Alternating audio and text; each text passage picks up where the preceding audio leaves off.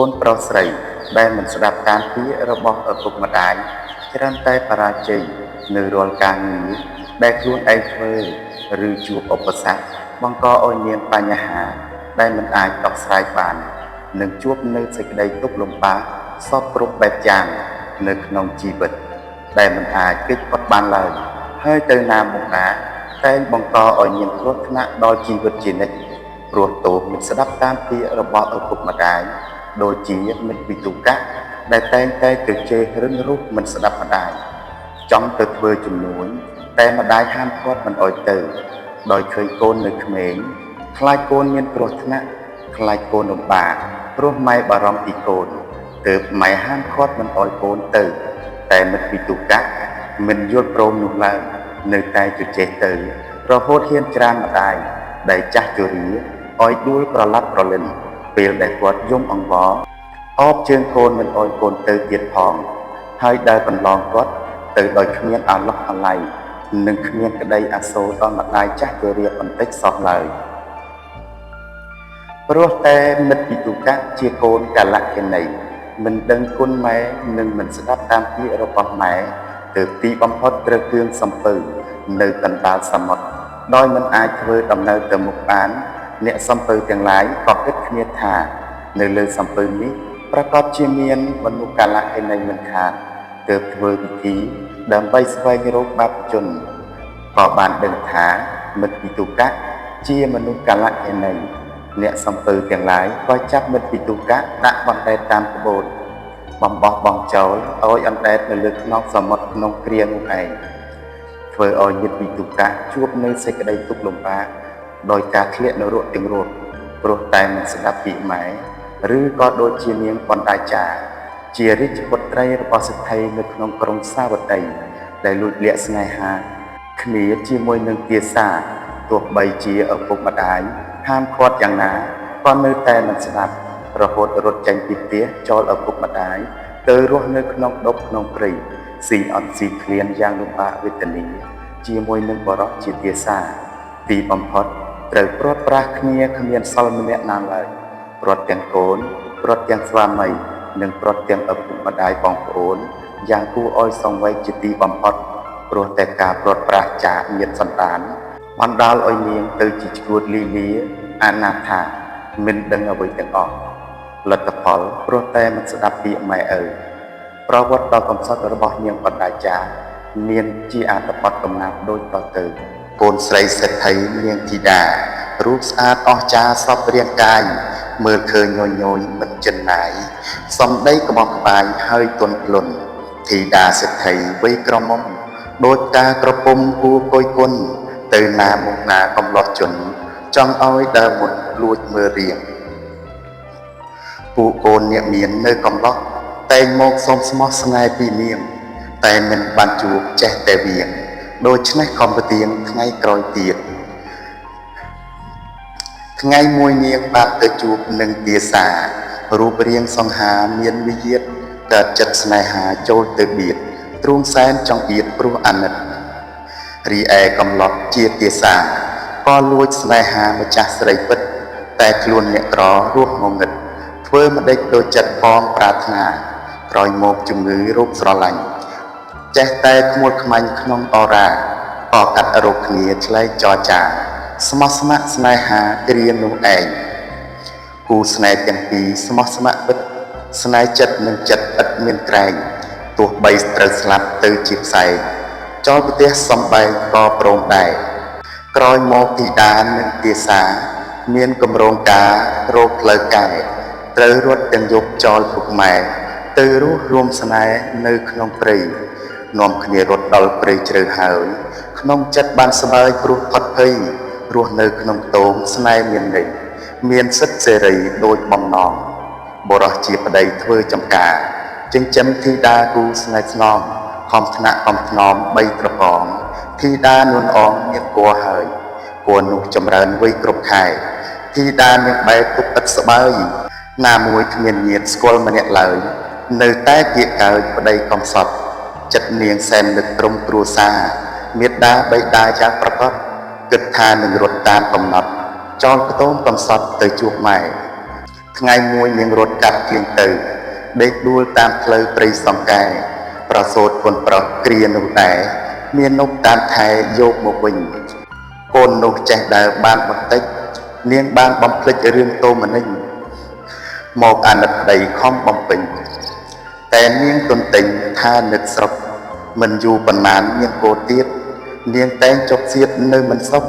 ដល់ពេលគ្រប់ខែមិនស្រណុកចង់ជួបម៉ែពុកពេកកន្លងពេលប្តីមិននៅទៅចំការសេដ្ឋីធីតាប្រាថ្នាផង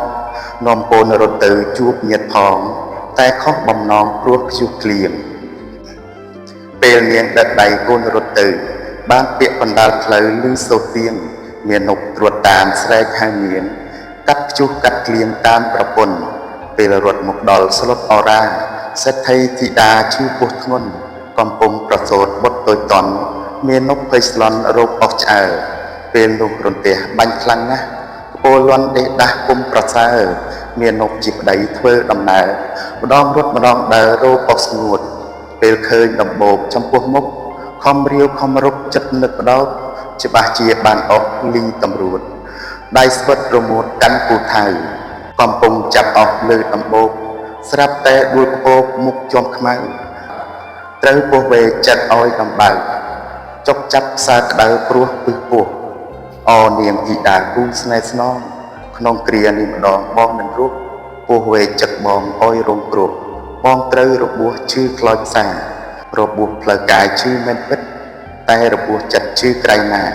ព្រោះបងត្រូវស្លាប់ចោលធីតាឲ្យរងទុក្ខានឹងកូនពីរបងលីហើយអូនស្ងួតពិសីគ្មានថ្ងៃវិលវៃឡើយនារីទុកបងធំណាស់ធំជាងគិរីអោផែនប្រតិពីខ្ញុំលាហើយមាននប់កំសត់ពោលប៉ុណ្ណោះដេកស្លាប់មិនចេះកម្រើកឡើយស្លាប់ទៅទាំងទុកឥតលហែលហើយជួបទុកឥតស្បាយក្នុងជីវិតចំណែកធីតារងចាំប្តីមិនឃើញវិលវៃយប់ងងឹតតើបងទៅណាបណ្ដូលចិត្តឬមួយបងពិតរត់ចោលអូននាងយំនាងស្រែកដើររុកប្តីទាំងសរសៃខ្ចីទៅកើតកូនខំដើរទាំងយប់ងងឹតសូនដៃមួយដៃកូនមួយដឹកដៃពេលដែលទៅដល់ឃើញប្តីដេកចិត្តសែនសង្វេគភ័យភ័យក្រៃចូលទៅត្រកងលើប្រុសថ្លៃយល់ពោះចង្រៃសម្លាប់បងស្ដេចមច្ចរាជសាហាវណាស់សម្លាប់ក្មេងចាស់មិនទៀងទាត់អប្រៃពឹក្សាខ្ញុំបពតម្ដេចមិនជួយគាត់ប្តីខ្ញុំផងបងអើយមើលចុះកូនទាំងទ្វេនៅក្បែរនេះទេទាំងប្អូនបងយំស្រែករកឪពេលនេះម្ដងអគូស្នេហ៍ស្នងបងលឺទេពីថ្ងៃនេះទៅនៅមីម៉ាយក្នុងនាមជាម្ដាយថ្នមបំពេមើលថែទាំកូនរស់ដូចគេអូននឹងងាករេវិលទៅស្រុកគួរឲ្យអាណិតនាងធីតាទួញយំសោការឿងស្មៃស្មឹកពោកូនបីកូនដើរទៅត្រប់ដើម្បីសម្រុកទៅរកញាតកាត់វាលចូលព្រៃអស់មួយយប់ដើរមិនហ៊ានឈប់ទាំងទុកសៀតនាំកូនកាត់ព្រៃដោយគ្មានគ្មៀតត្រូវឆ្លងស្ទឹងទៀតទៅដល់ទឹកស្ទឹងនោះណាហូរត្របាញ់ខ្សែទឹកខ្មុតខ្មាញ់ផ្សំនឹងខ្យល់សេដ្ឋីធីតាសែនកង្វល់កម្មអកុសលតាមចង់ពីនាងបានគិតថាត្រូវដោយឆ្លងយកកូនមួយម្ដងកាត់គង្គាបើយកទាំងអស់ច្បាស់មកជាត្រូវវេទនាលំទឹកស្លាប់ពេលនោះចម្លងកូនតូចមុនបន្ថយការធ្ងន់យ៉ាងប្រញាប់ពេលដល់ត្រៃហើយវិលឲ្យឆាប់មកបីថ្នមចាប់កូនបងទៀតនាងខំទប់ប្រាណឆ្លងទឹកជ្រៅនាំយកកូនបើយ៉ាងគ្មានគ្មៀតក្នុងចិត្តខ្លោចផ្សាទ្រូងចង្អៀតនឹកកូនមួយទៀតនៅម្នាក់ឯងពេលដល់ត្រៃហើយដាក់កូនដេកក្នុងចិត្តព្រួយពេកទ្រូងចំបែកព្រោះកូនទើបកើតជុំក្តែងក្តែកដេកនៅម្នាក់ឯងក្រែងគ្រោះថ្នាក់កូនមួយត្រៃងាយមួយត្រៃអាយធ្វើឲ្យទ្រូងម្ដាយសែនអួលអាក់នាងដើរឆ្លងស្ទឹងដោយចិត្តស្នាក់ចំពោះទៅសំណាក់កូនបងនៅពេលដែលទៅដល់កណ្ដាលស្ទឹងសត្វក្លេស្ទុះវឹងចាប់កូនពៅចាក់ខំកូនង៉ែតនាំយកទៅ